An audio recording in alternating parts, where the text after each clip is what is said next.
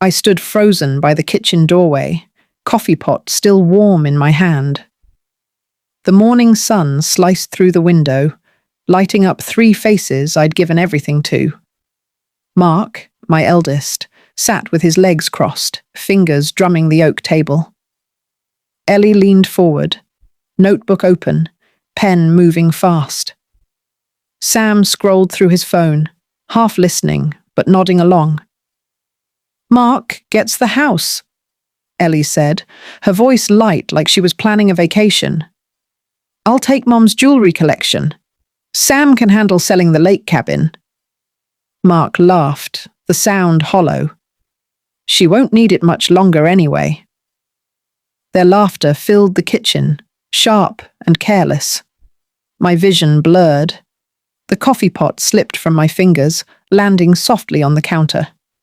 I turned without a sound, walked to my study, and opened the safe with shaking hands. Inside, I placed a blank envelope. On the front, I wrote in careful letters, "To my family, read after I'm gone. My name is Diane Keller. I'm 53 years old. And tonight, I learned my children had already buried me. I just hadn't stopped breathing yet. 3 weeks earlier, I'd returned from the hospital with a diagnosis I couldn't pronounce and pills I couldn't afford. The doctors spoke in quiet tones about timelines and arrangements. Mark had driven me home that day, his grip tight on the steering wheel. "Mum, we need to talk about getting your affairs in order," he'd said, eyes fixed on the road. His tone was smooth, professional, like he was closing a business deal. I'd nodded, exhausted, assuming he meant making things easier for me. But the way he glanced at the house when we pulled into the driveway, measuring it with his eyes, made something cold settle in my chest. I pushed the feeling down. He was my son. He was supposed to care. That night, I sat alone in the living room, staring at old photo albums. Every birthday party, every graduation, every sacrifice I'd made stared back at me from those glossy pages. The unease grew louder. The following week, all three arrived for dinner together. It was the first time in 8 months they'd been under the same roof. I'd spent the entire day cooking their favorites: roasted chicken with herbs, mashed potatoes, apple pie cooling on the counter. When they walked in, the air felt different, charged with something I couldn't name. We sat around the table, passing dishes, making small talk. Then Ellie cleared her throat. "Mum, have you thought about updating your will?" she asked, her smile too bright. Mark nodded quickly. "Just to make sure everything's clear. No confusion later?" Sam added without looking up from his plate. "Yeah, Mum. It's responsible." I gripped my fork tighter. "I haven't really thought about it," I said quietly. Their eyes met across the table, a silent conversation I wasn't part of. The food turned to ash in my mouth. I forced myself to smile, to nod, to pretend I didn't notice. A few days later, Ellie arrived with a business card. She handed it to me over tea, her fingers perfectly manicured, nails painted coral. "A friend of mine," she said. "He specializes in estate planning, really knows his stuff." The card was thick, embossed with gold lettering. I turned it over in my hands, feeling its weight. "I don't know if I need—" I started. "Mum, please," she interrupted gently. "Just meet with him, for us, so we don't have to worry." Her voice was soft, concerned, but her eyes were hard. I nodded slowly, tucking the card into my pocket. Under the table, my hands trembled. That night, I held the card under my desk lamp, reading the name over and over. I didn't call. Instead, I set it on fire in the sink, watching the edges curl and blacken. Something was happening. I just didn't want to admit it yet. Late one night, I walked past the guest room where Mark was staying. The door was cracked open, a sliver of light cutting across the hallway floor. I heard his voice, low and urgent. "Once she updates it, we finalize everything before Christmas." He whispered into his phone. "The lawyer said it's clean. No challenges." I pressed myself against the wall, heart hammering. My breath came shallow and fast. "Yeah, she's cooperating," he continued. "Ellie's handling the emotional side. It's working." I stepped backwards slowly, the floorboard creaking under my weight. He paused mid-sentence. I hurried to my room, closed the door, and slid down against it. The world tilted. I sat there in the dark, tears streaming silently down my face. Not from pain this time, from understanding. My children weren't waiting for me to die. They were planning for it. And I was supposed to help them do it. My health worsened 2 weeks later. I woke up dizzy, unable to keep food down. Sam arrived that afternoon with yellow roses, my favourite. He set them on the nightstand and sat in the chair by my bed, scrolling through his phone. "Feeling any better, Mum?" he asked absently. "A little," I lied. He nodded, fingers still moving across the screen. Then his phone rang. He stepped into the hallway but didn't close the door all the way. "Yeah, it's happening soon," he said quietly. "Doctor said maybe weeks, maybe a month." A pause. "No, she doesn't know we know." My chest tightened. I stared at the roses, their bright petals mocking me. When Sam came back in, he smiled. "Need anything?" I shook my head. "Just rest," I whispered. He kissed my forehead and left. The room felt colder after he was gone. I didn't cry this time. I just stared at the ceiling, my mind sharpening into something new, something clear. A lawyer visited the next day, someone I'd never met. Mark and Ellie flanked him like bodyguards. "Just routine updates, Mum," Mark assured me, guiding me to the dining table. Papers spread out in front of me, words blurring together. The lawyer spoke in a calm, rehearsed tone about taxes, beneficiaries, asset protection. I signed where they pointed, my hand weak. After they left, I sat alone with the documents.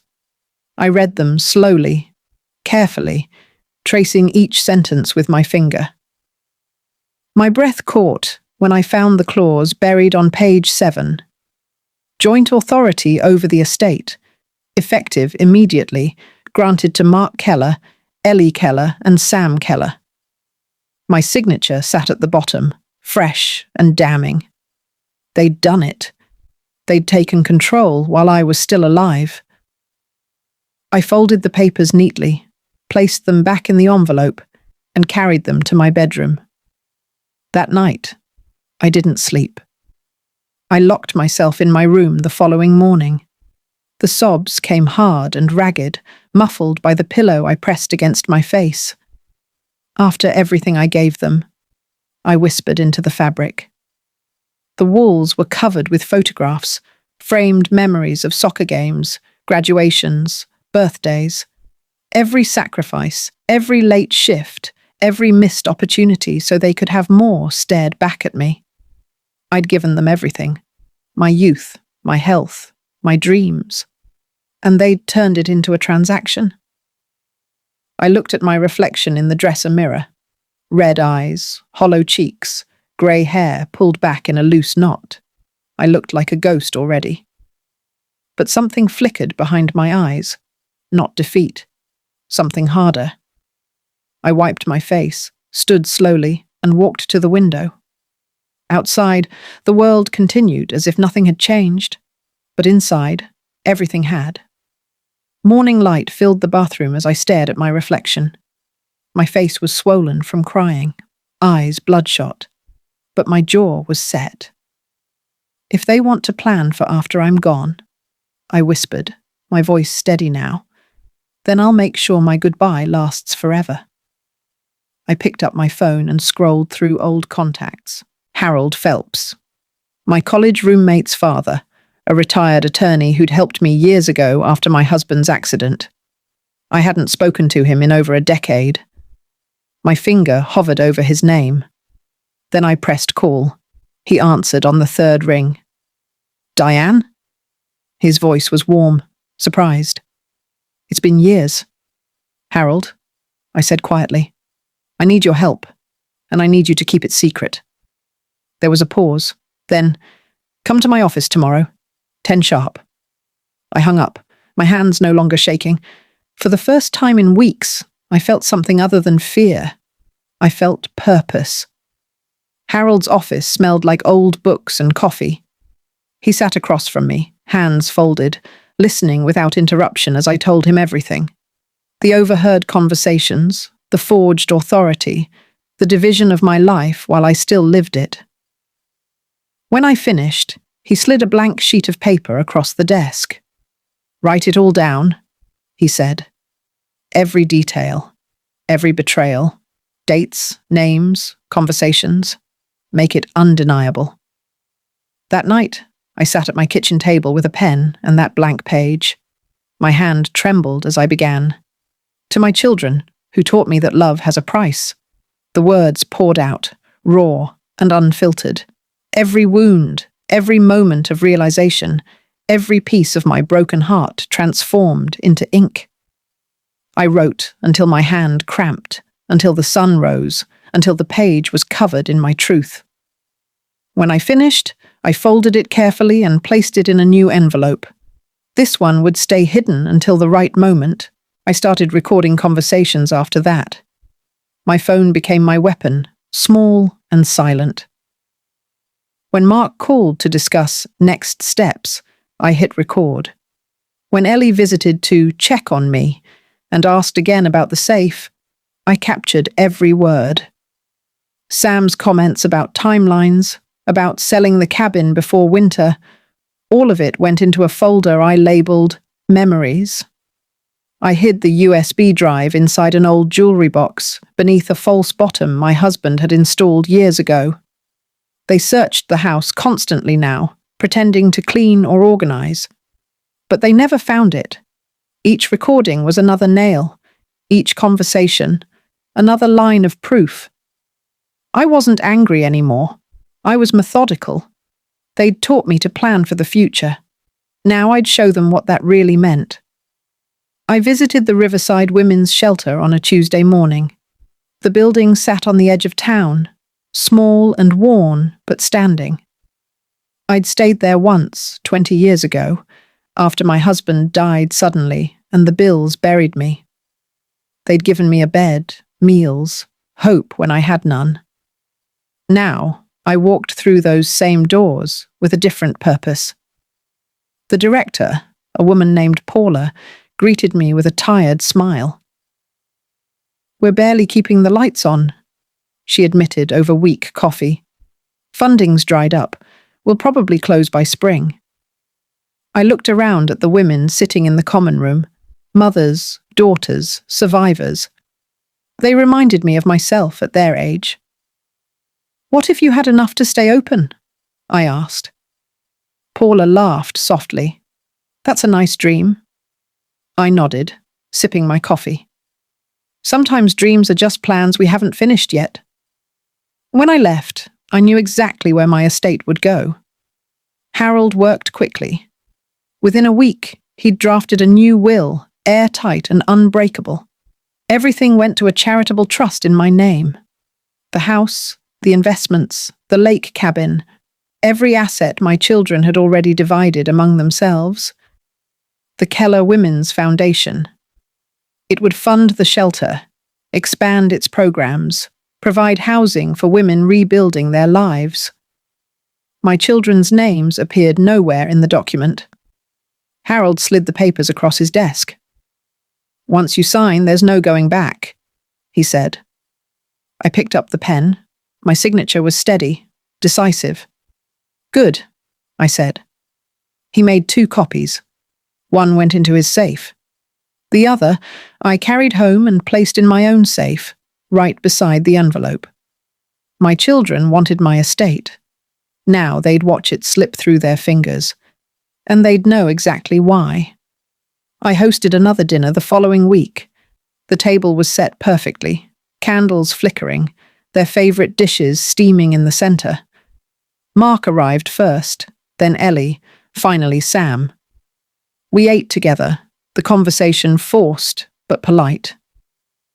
"To Mom's health," Mark said, raising his glass. They all followed, smiling. I lifted my glass slowly, meeting each of their eyes. "To family," I said quietly, "and to truth." They didn't hear the weight in my words.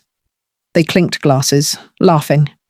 But I saw it now clearly, the way they glanced at each other, the coded nods, the practiced concern. I smiled because I knew something they didn't. This was their last performance, and mine was just beginning. The meal ended with hugs and promises to visit soon. I waved from the porch as they drove away. Then I closed the door and locked it tight. Mark cornered me a few days later. "Mum, we've been thinking," he said, his tone gentle but firm. "You should consider moving into a care facility. Make things easier." Ellie nodded from the couch. "We'd handle all the paperwork. You wouldn't have to worry about anything." Sam added, "It's really the best option." I looked at them, these strangers wearing my children's faces. My silence stretched long enough to make them uncomfortable. "You don't have to wait," I said quietly.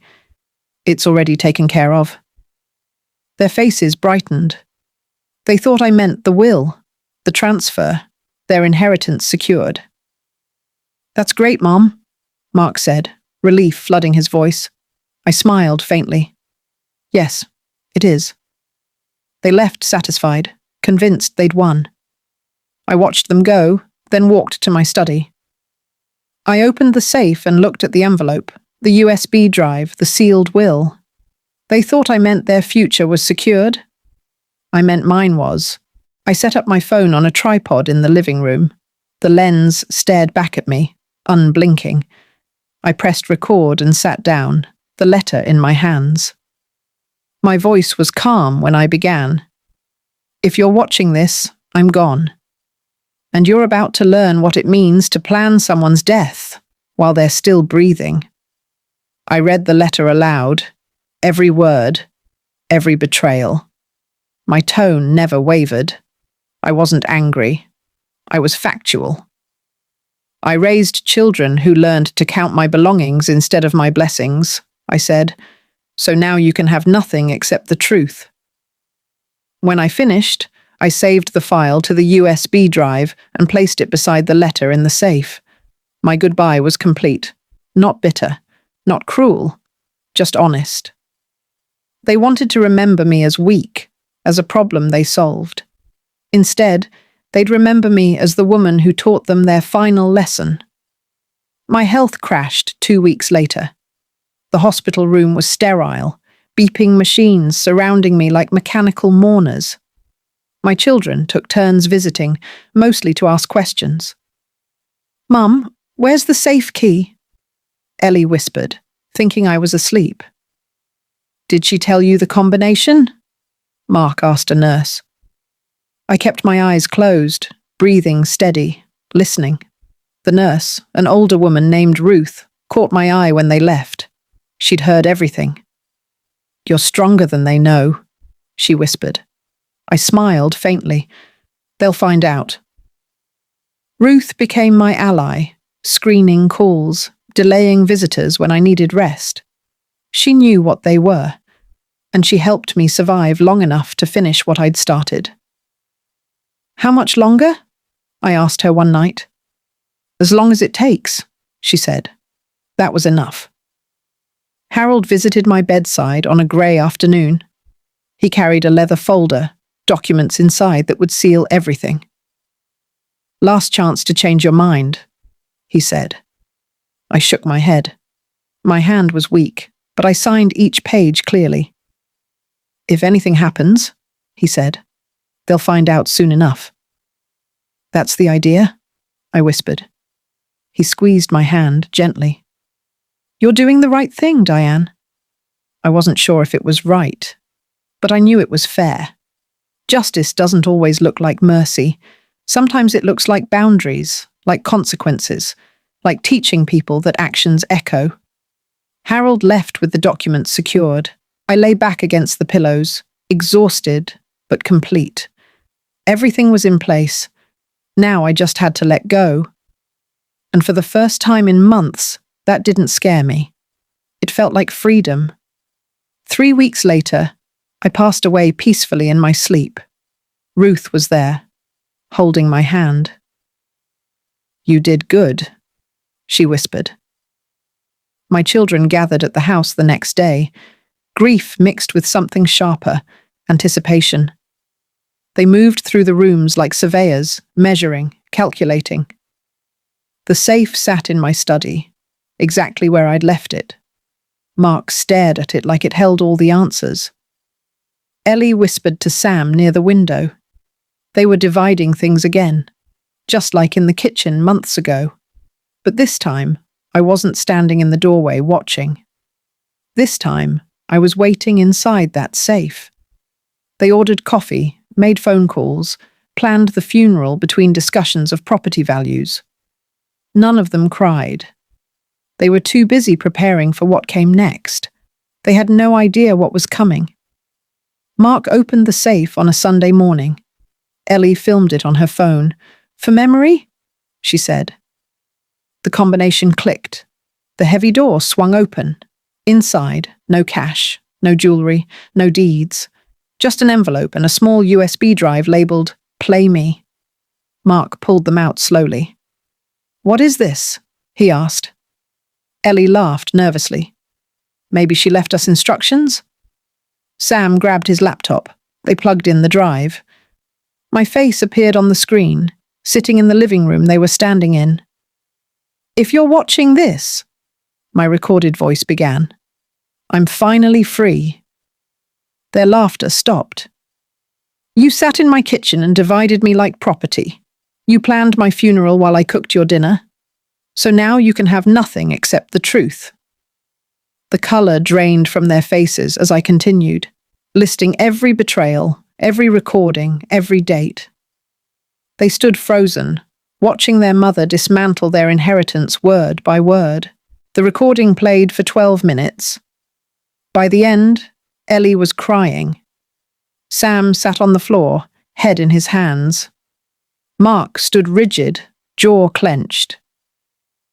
"Everything you thought you'd inherit," my voice said calmly, "now belongs to the Keller Women's Foundation. The house, the investments, the cabin. All of it goes to women who need second chances because I remember needing one too." The screen went black. Silence filled the room, thick and suffocating. Mark grabbed the envelope, ripping it open. Inside was the letter, typed and signed, notarized and dated. Every word I'd written, now permanent proof. "She can't do this," Ellie whispered. "She already did," Sam said, his voice hollow. The truth wasn't just in the recording. It was in the legal documents Harold delivered an hour later, carrying the weight of the law and my final wishes. Harold arrived at noon with a briefcase and no sympathy. "Your mother established the Keller Women's Foundation 6 weeks ago," he explained, handing them copies of the trust documents. "All assets transfer immediately. The house will be sold, proceeds funding the shelter. The cabin becomes transitional housing. Her investments endow the operating budget in perpetuity." Mark stood abruptly. "We can challenge this." Harold shook his head. "She was of sound mind. Multiple witnesses, medical evaluations, notarized statements. You signed documents giving yourselves joint authority while she was alive. Those same documents prove she understood exactly what she was doing when she revoked everything." Ellie's phone rang, then Mark's, then Sam's. News travelled fast in small towns. Friends, colleagues, distant relatives, all calling with the same question. What happened? By evening, their inheritance had evaporated, and everyone knew why. The story hit local news 3 days later. Local woman's final act of love saves shelter. The reporter detailed my past, my children's actions, the foundation that would carry my name. Social media exploded. Some praised my courage. Others called my children vultures. Mark lost his job within a week. His boss cited ethical concerns after clients refused to work with him. Ellie's husband filed for divorce, unwilling to be associated with the scandal. Sam's debts, hidden from everyone, suddenly had no safety net. They fell separately, each one crumbling under the weight of public judgment. I hadn't wanted cruelty, I'd wanted consequences. And watching from wherever I was now, I hoped they'd finally understand the difference. Justice doesn't scream. It just removes the floor beneath people who forgot how to stand on their own. 6 months later, the Riverside Women's Shelter unveiled a new sign. The Keller Home, for women who refuse to be forgotten. Harold attended the ceremony, standing in the back, hands folded. He watched mothers arrive with children, women carrying garbage bags of belongings, survivors stepping through doors that would never close on them. Paula gave a speech about second chances, about women helping women. She held up my photograph. Diane Keller knew what it meant to start over, she said. Now her legacy ensures no woman has to do it alone. Harold wiped his eyes. Around him, donors and volunteers applauded. The building stood strong, painted fresh, lights glowing in every window. My children's inheritance had become something greater than money. It had become hope. And that was worth more than anything they could have spent. The final scene of the recording played one last time in Harold's office. My voice, soft but certain, filled the room. If you're hearing this, I'm finally free. Remember, wealth can vanish in a moment, but character never does. What you did in my last days will echo in yours, not as punishment, as truth. Harold closed his laptop slowly. Outside his window, the shelter buzzed with life. Children played in the courtyard. Women laughed over coffee in the common room. A new resident carried her bags inside, greeted by Paula's warm smile. My death had ended one story, but it had started dozens more. Stories of survival, rebuilding, hope. My children had wanted my estate. Instead, they got a mirror, and the reflection showed them exactly who they'd become. The truth doesn't fade. It just waits until we're ready to see it.